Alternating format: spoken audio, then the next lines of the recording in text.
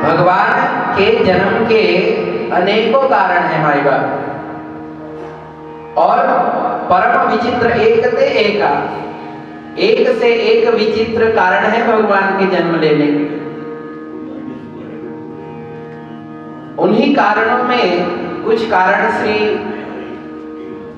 शिवजी महाराज पार्वती मैया को सुना रहे हैं, जिसमें सर्वप्रथम जय और विजय की कथा सुनाई, जो भगवान के द्वारपाल थे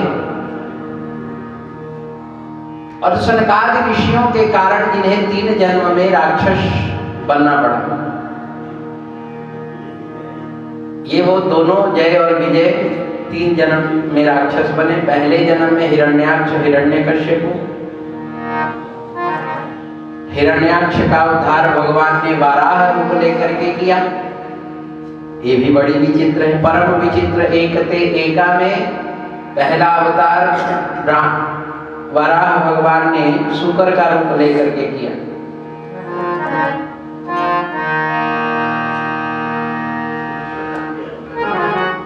हिरण्याक्ष का उद्धार किया। हिरण्यकश्यपु के उद्धार के लिए भगवान ने नरसिंह का अवतार लिया।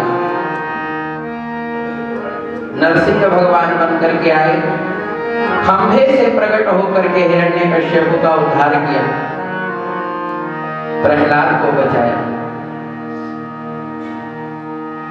ये पहले जन्म में दोनों बने।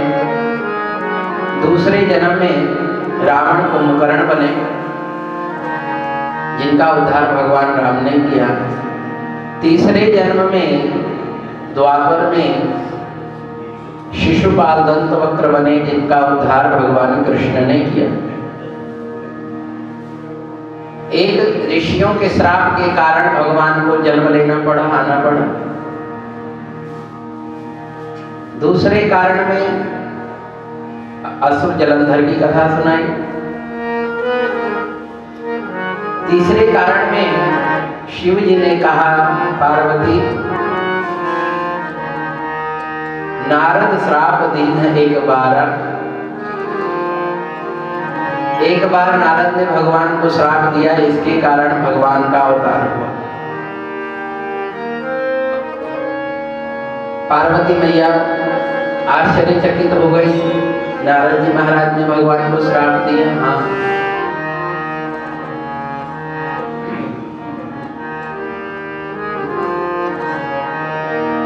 नारद जी महाराज हिमालय की तलहटी में पहुंचे। वहां पहुंच करके सुंदर गुफा देखी, सुंदर वन देखा, भगवान के चरणों की याद आ गई। नारद जी बैठ करके भगवान के चरणों में समाधिस्थ हो गए।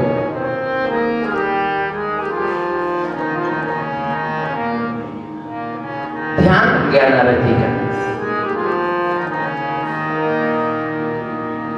नारद जी ध्यान लगा करके भगवान का भजन कर रहे हैं। इंद्र का सिंहासन डोल गया, इंद्र का सिंहासन डोल गया। क्यों? नारद जी की तपस्या से इंद्र का सिंहासन हिल गया। इंद्र डर गया कि कहीं नारद जी तपस्या से भगवान को प्रकट करके मेरा सिंहासन ही ना मांग ले। हरि बोल। देखो भाई, ये कुर्सी का डर बड़ा बुरा होता है।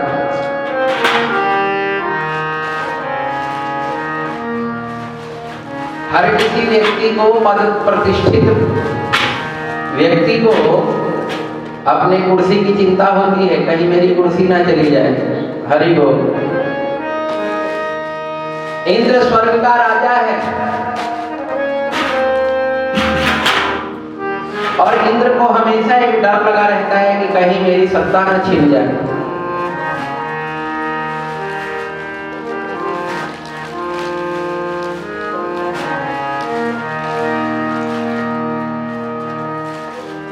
हनुमान जी महाराज जब लंका में जाते हैं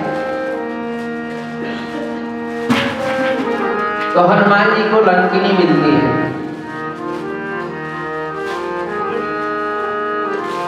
लंकिनी ने हनुमान जी को पकड़ लिया अंदर जाते हुए, और लंकिनी कहती है, अरे तू मेरे मर्म को नहीं जानता।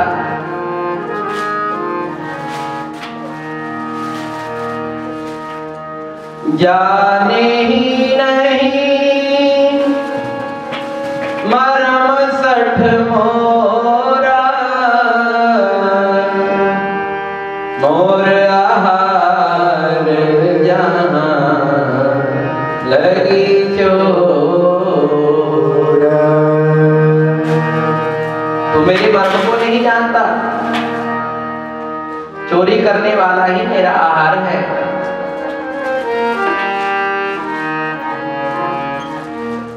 और हनुमान जी ने कहा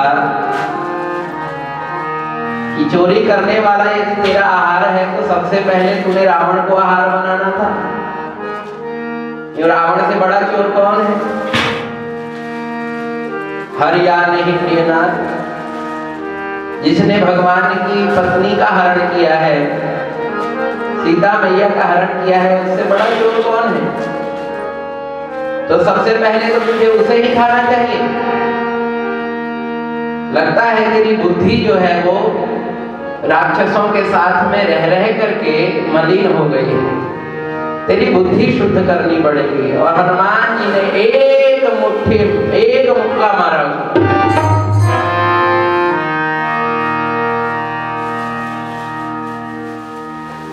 मुट्ठी का एक महाकपि रुधिर बमत धरनी धनमा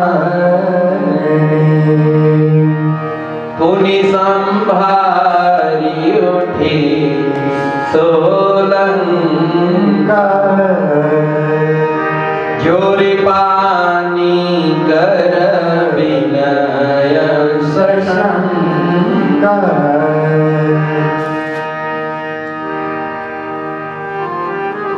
देखो भाई,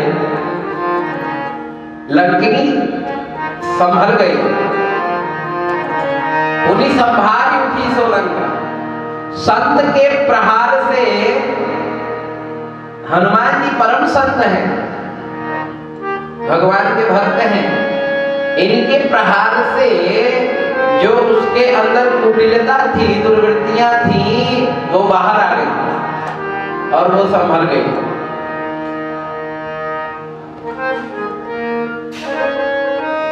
अब एक बात कही लंकिनी ने जो बड़ी ही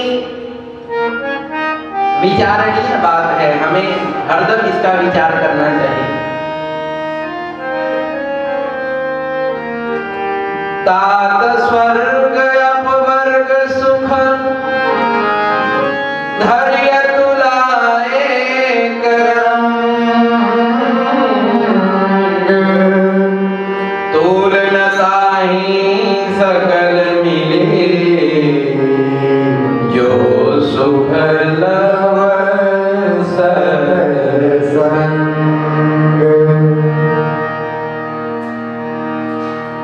लंकिनी ने बड़ी अच्छी बात कही महाराज, बहुत ही अच्छी बात।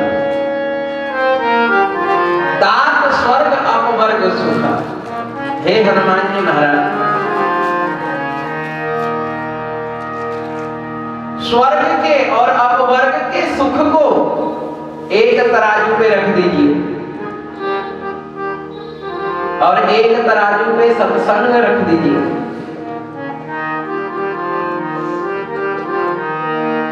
तो वो स्वर्ग और अपवर्ग का सुख उसकी तुलना नहीं कर सकता जो सुख सत्संग में है।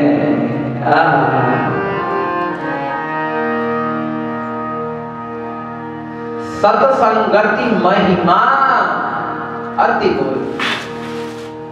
सत्संग की बड़ी महिमा है। भागवत जी के अंदर देखिए, जब सुखदेव भगवान परीक्षित को कथा सुनाने बैठते हैं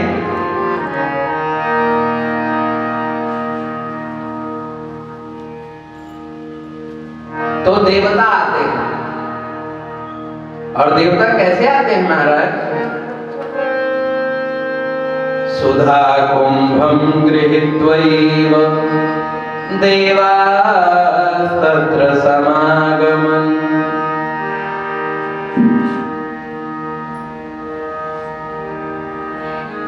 अमृत का कलश लिए देवता शुकदेव जी के पास आते हैं और अमृत का कलश लेकर के आकर के देवताओं ने शुकदेव जी को प्रणाम किया। शुकदेव ने पूछा, बोलो देवताओं कैसे आना हुआ? देवता क्या कहते हैं?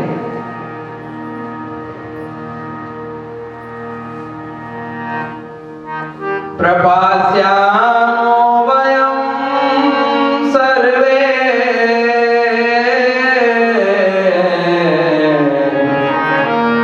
श्रीमद्भागवतामृतम्।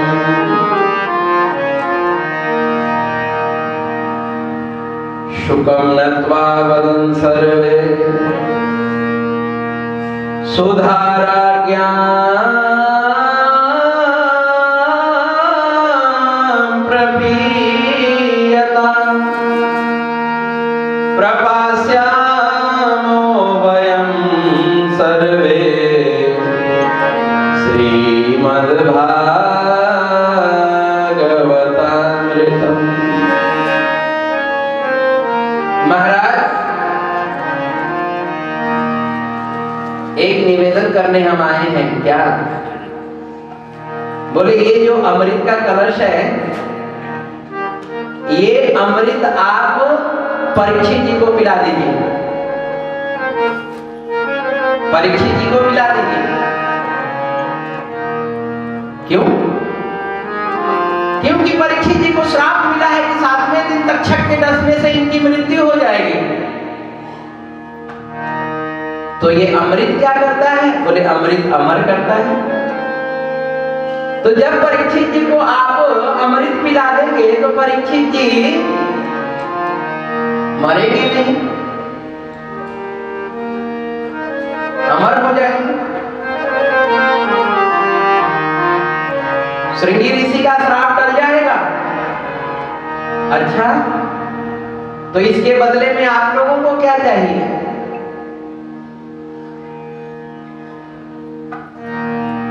क्योंकि संसार का एक नियम है,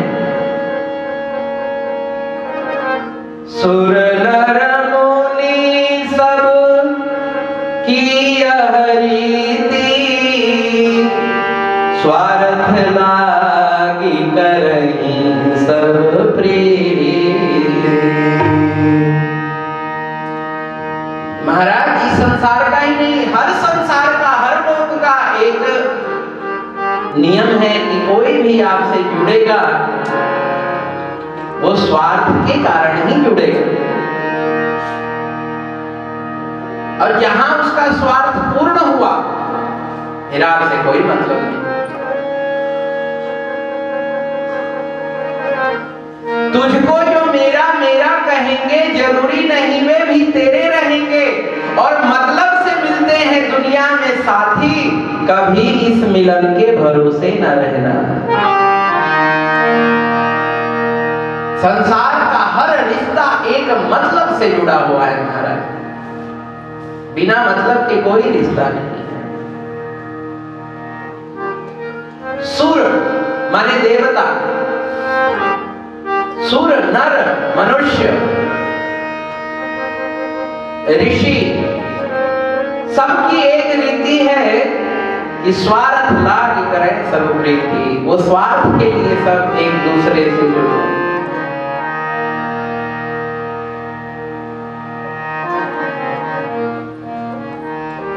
तो देवताओं का स्वार्थ क्या है? देवताओं का स्वार्थ ये है कि राजा को अमृत पिला देंगे, राजा अमर हो जाएंगे, और हम बोले हमें आप कथा पिला दीजिए। प्रपास्यामो वयं सर्वे श्रीमद्भागवतामृतम्। भागवत अमृत परीक्षित को मिला देगी।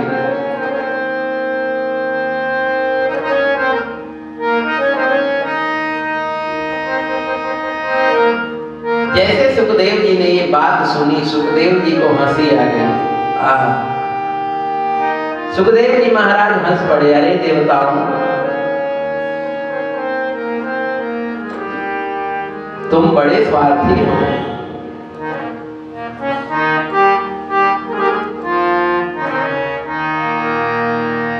ऊंच निवास नीच कर तो ऊंच निवास नीच कर तो देख न सकई पराए विभूति। देवताओं से दूसरों का सुख नहीं देखा जाता, वो देवता है फिर भी ऊंच निवास नीच करतूती देख न सकई पराई विभूति। तुम्हें दूसरों का सुख नहीं देखा जाता? क्या हुआ महाराज? तुम कथा रूपी अमृत के बदले ये स्वर्ग का अमृत लेकर के आए हो।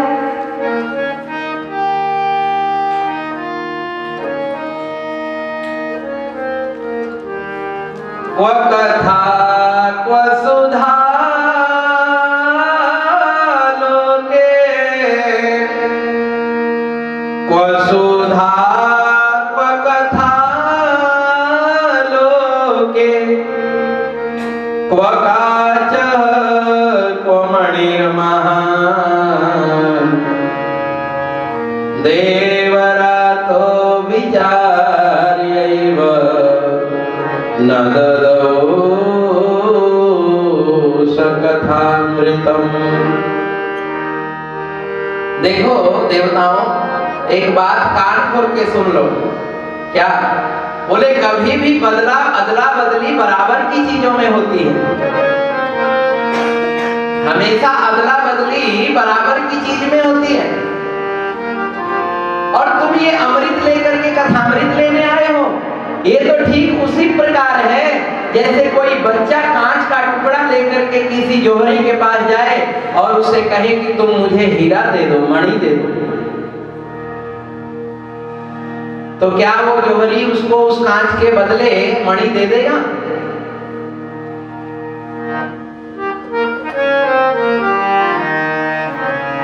वसुधा, कहा तो ये स्वर्ग का अमृत, वह कथा लोके, और कहा ये भागवत कथा अमृत, भगवान का कथा रूपी अमृत। तुम दोनों की तुलना एक कर रहे हो, ये असंभव, इनकी तुलना हो ही नहीं सकती। कांच की तुलना मणि से कर रहे हो, हीरे से कर रहे हो। मैं तुम्हें कथा नहीं पिलाऊंगा, लो अपना अमृत और जाओ अपने स्वर्ग में। देवताओं को बड़ा आश्चर्य हुआ, देवताओं को बड़ा आश्चर्य हुआ, अरे हमारे अमृत को ठुकरा दिया, हमारे अमृत को ठुकरा दिया। ऐसा क्या है इस कथा में, ऐसी क्या है इस कथामृत में कि वहां स्वर्ग का अमृत भी गौण हो गया, छोटा हो गया।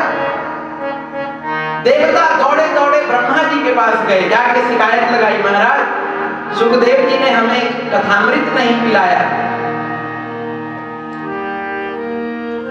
ब्रह्मा जी ने कहा था चलो कोई बात नहीं, ठीक है, देखते हैं कि क्या परिणाम होता है। और जब परीक्षित जी ने कथा सुनी, कथा सुन के 7वें दिन जब तक्षक आया, तक्षक के स्पर्श करते ही परीक्षित जी का शरीर भस्म हो गया और वहीं शुक्रताल में गंगा जी में उनका जो स्थूल शरीर का भस्म था वो प्रवाहित हो गया और परीक्षित जी सीधा वैकुंठ को पहुंचे। राज्ञं मोक्षं तथा वीक्ष्य पुरा धातापि विस्मितः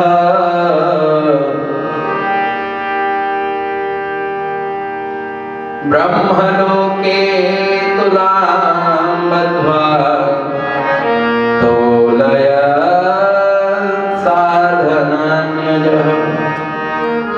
जब राजा का मोक्ष देखा ब्रह्मा जी ने, तो ब्रह्मा जी ने एक तुला मंगवाई, तराजू, और तराजू मंगा करके एक में सारे ग्रंथ उपनिषद वेद पुराण रख दिए एक पल्ले में, और दूसरे में श्रीमद् भागवत जी को रखा, भगवान की कथा को रखा। और जैसे ही दूसरे तराजू में भागवत भगवान को रखा, वैसे ही वो भागवत वाला तराजू एकदम नीचे चला गया और बाकी शास्त्र पुराणों वाला जो पल्ला था वो ऊपर उठ गया।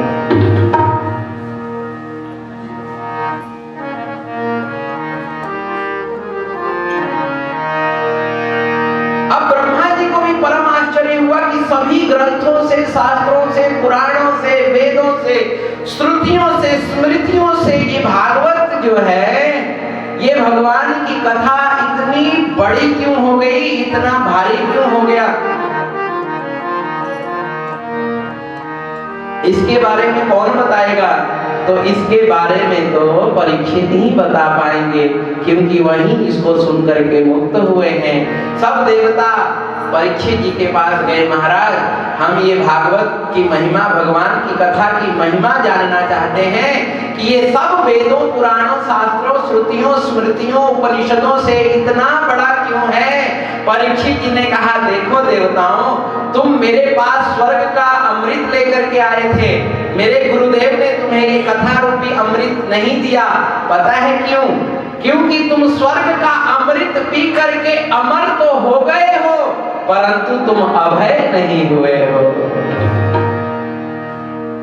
तुम्हें अमरत्व की प्राप्ति हो गई है, पर तुम्हें अभयत्व की प्राप्ति नहीं हुई है। और ये कथा अमरत्व तो देता ही देता है, भगवान के पद तो देता ही। यह चरित जे गावई हरि पद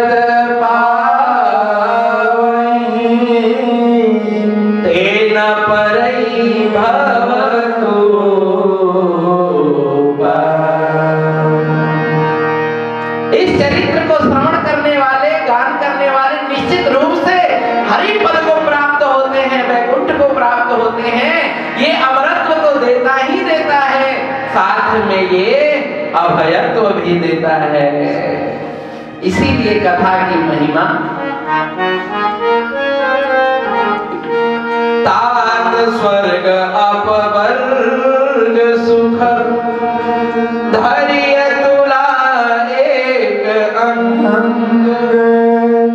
तूल न ताहि सकल मिले जो सुख लव सत्संग। महाराज जो महिमा सत्संग की है ये स्वर्ग से भी बड़ा है, ये अपवर्ग से भी बड़ा है।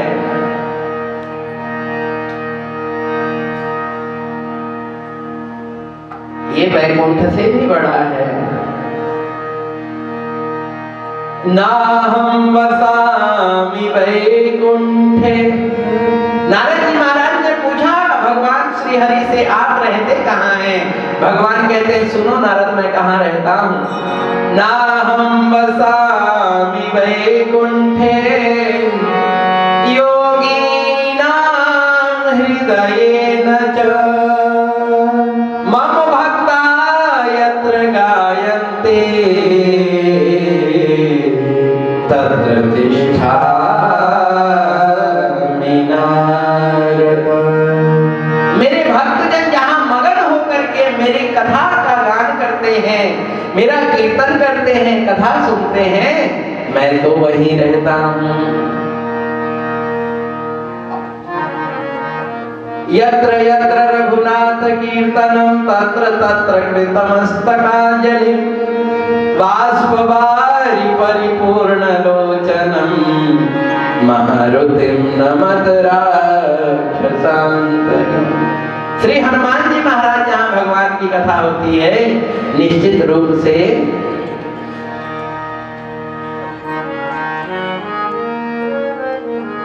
राम बुलावा भेजिया दिया कबीरा रोय, जो सुख है सत्संग में सो वैकुंठ होय। वो वैकुंठ में भी नहीं है।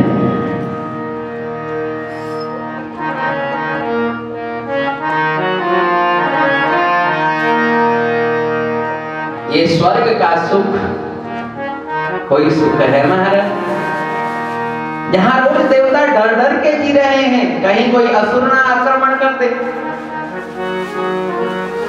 इंद्र को हमेशा डर लगा रहता है कि कहीं कोई मेरा सिंहासन ना छीन ले, चाहे तप के प्रभाव से या बल के प्रभाव से। इंद्र हमेशा डरा रहता है।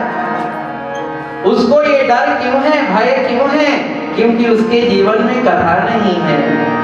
और जिसके जीवन में कथा आ जाती है, जो भगवान में रम जाता है, उसको किसी पद की आवश्यकता नहीं होती।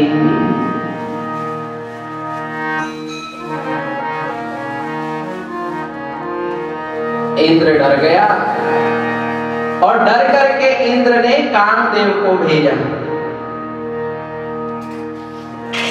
कामदेव तुम जाओ और जाकर के नारद जी की तपस्या भंग करो।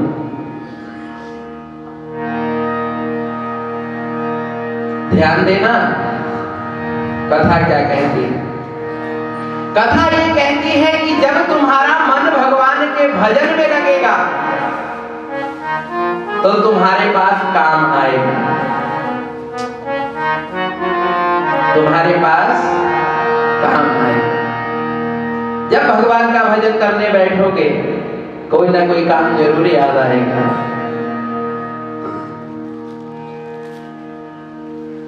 और जहां काम याद आ गया वहां फिर भजन में मन नहीं लगेगा। यही काम है, यही काम है।